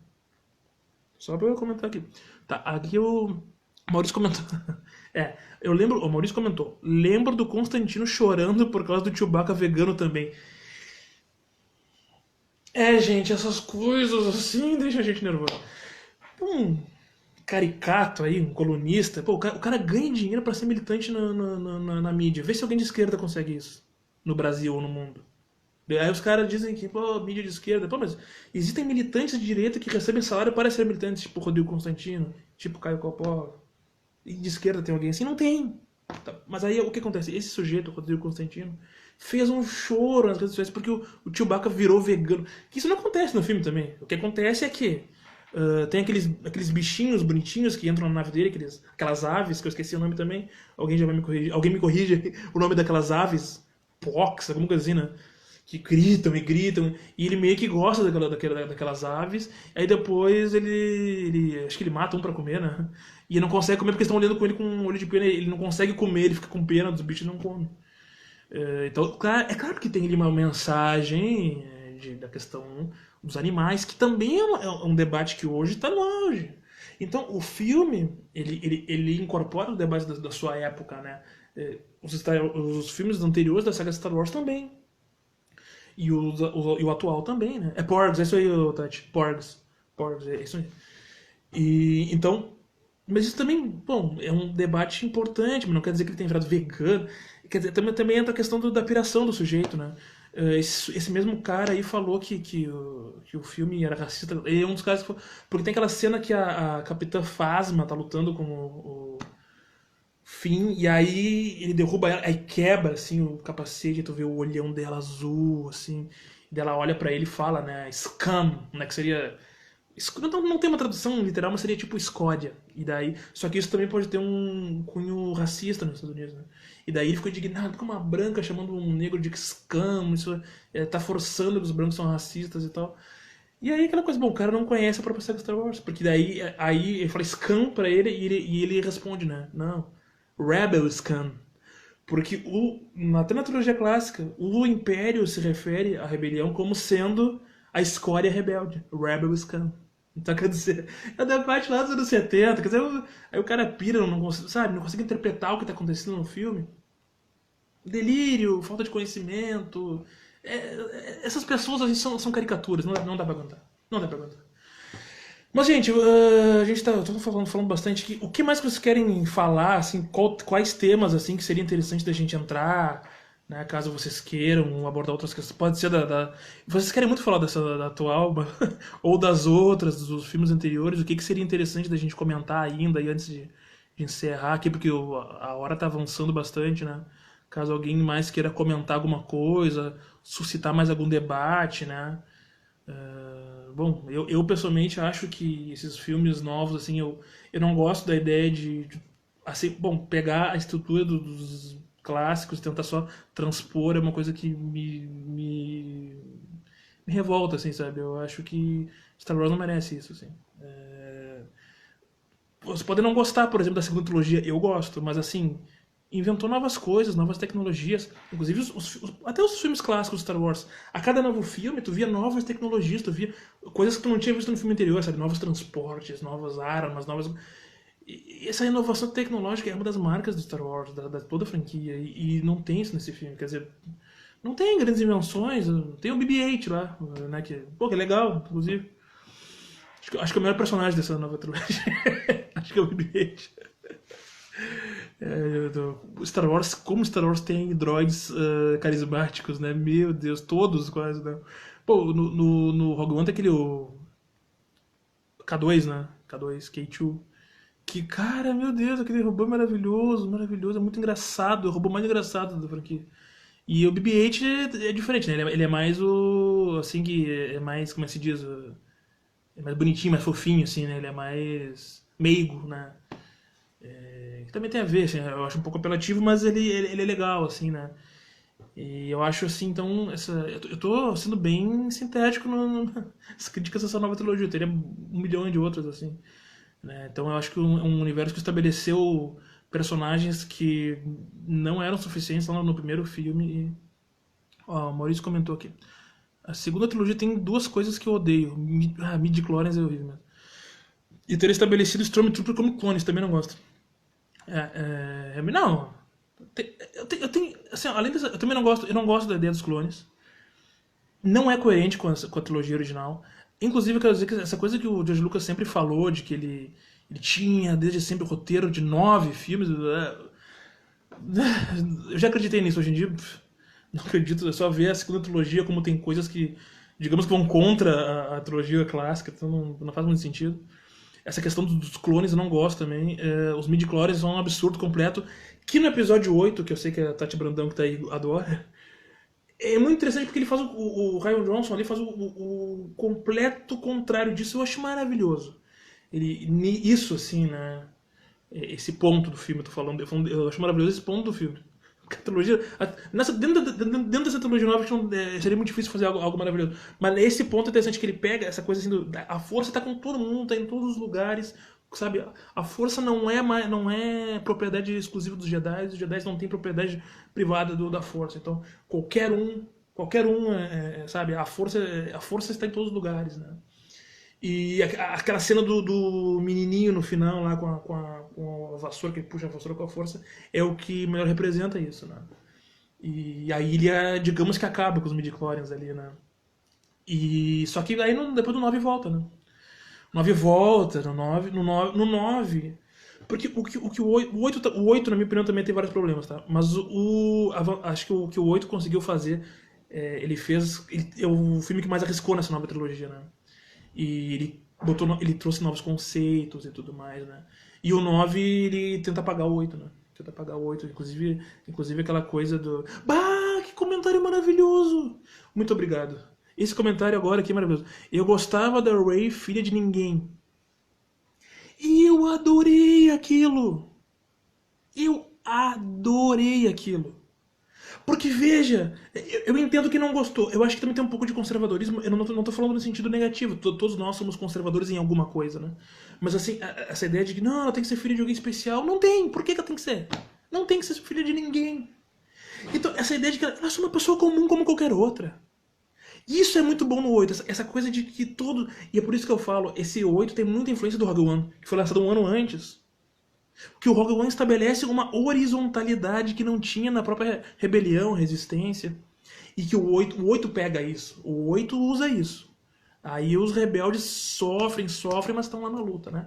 E isso aí tem a ver. Essa questão de que ela não é filha de ninguém. Ela é uma pessoa popular, simplesmente. Popular no sentido de povo, não de conhecido. Ela é uma pessoa do povo, ela não é alguém especial, pré-determinado, designado pela força. Aí no 9, o novo eu sou o seu pai, agora eu sou o seu vô. Não, gente, não, isso é muito ruim. Como é que o Palpatine voltou? Eu acho que o Palpatine voltou porque o Kylo Ren não era uma ameaça, então eles tiveram que ressuscitar o Palpatine. Tanto é que eles não fizeram suspense com isso, eles botaram já no trailer. Ó, gente, o Palpatine vai voltar, venham ver ele. Porque tu sabia que agora tem uma ameaça. O Kylo Ren não era uma ameaça. O Kylo Ren era. É como diz o Snoke. Ele fala: eu achava que você podia ser um novo Darth Vader, mas você é só uma criança com uma máscara. Aliás, quem é Snoke? Quem é Snoke, meu Deus? Quem é esse Snoke? Então tem muita coisa que não é respondida. Então, cada filme conta uma história própria. Não funciona enquanto trilogia. E aí, bom, aquela batalha final começa muito boa, né? No 9. Acho que o 9. O 9 é um negócio absurdo. Começa muito bem. Pô, olha só uma armada. Os populares se juntaram, um pouco legal. É aquela batalha. Não morre ninguém. Não morre ninguém dos personagens principais, ninguém morre. Sim, o Snoke parece um personagem de Harry Potter, Rei Star Wars, é. Ah, não, aquele negócio do Rei Skywalker é uma forçação de barra que não. Aí tem aquela frase do George Lucas, a história de Star Wars é a história da família Skywalker. Tudo bem, mas, gente, o próprio George Lucas gosta eu não sei de todos os filmes, mas são declarações dele. Ele próprio gosta do Rogue One e não gosta do episódio 7. Não adianta só ter um Skywalker lá, a coisa não funciona assim. No filme 7, lá, a morte do Han Solo, meu Deus, sem explicação nenhuma. Ele pode morrer, seria muito legal ele ter uma morte, sabe? Uma morte com conteúdo dramático. Mas não, ele morreu naquela plataforma ali, que é a plataforma parecida com a plataforma que o Luke perdeu a mão. Então, é sempre essas referências de fanservice que assim, me irritam, porque é a solução fácil pra quem tá vendo o filme, não dá, sabe? Então, é claro que a gente pode tirar debates daí também, né? Mas enfim, né? Eu acho que é mais complicado, assim. A falta de inovação estética, assim, uma coisa que não podia ter acontecido, assim. Eu acho que acontece um pouco no Mandalorian agora, essa série. Quem não viu, eu recomendo, assim, eu acho uma série boa, assim. Não, sei lá, não espere a melhor maravilha do mundo, mas é muito boa, assim, eu gostei bastante dessa série. E ela tem uma estética, assim, que eu acho que tem uma estética meio faroeste, assim, né? Que é tipo o episódio 4, assim, né? Mas é isso, né, gente? Gente, eu tô há muito tempo falando aqui, olha só, né? Não sei como é que vocês me aguentam, continua a gente online. Bom, eu falei que eu ia fazer uma live e tentar ser mais curta, mas eu acho que foi a mais longa de todas. Então, eu agradeço todo mundo. Eu quero saber se mais alguém tem alguma questão e tal, mais alguma colocação, pergunta, dúvida, sugestão, até para outra live, talvez, não sei, alguma coisa assim. Tem muita coisa que eu não falei, que é óbvio, né? Eu fiz algumas propostas aqui de alguns temas que eu queria abordar e tudo, mas novos temas para abordar nessa saga podem vir também, né? Então, se alguém tiver alguma questão aí, pode levantar aí, né? Mais alguma questão, além de todas as ótimas colaborações que foram feitas, né? Agradeço muito, né? Todo mundo que colaborou e quem não colaborou, mas tá acompanhando aqui também, agradeço muito, né? Porque foi um momento muito bom nessas lives que a gente tem feito aqui, eu tô gostando bastante, é um momento bem interessante, né? De poder debater temas que eu gosto, trazer outros temas a partir dos filmes, né? Então, é sempre muito rico, assim, né? Então é isso, gente. De novo, agradeço a todo mundo. Esse vídeo vai ficar no como é que é o nome daquele negócio lá? IGTV. O vídeo vai ficar no IGTV pra quem quiser ver e tal, enfim. E é isso, né? Então, né, um bom sábado pra todo mundo aí. Espero que aproveitem o resto do dia aí. Que a força esteja com todos vocês. Sempre.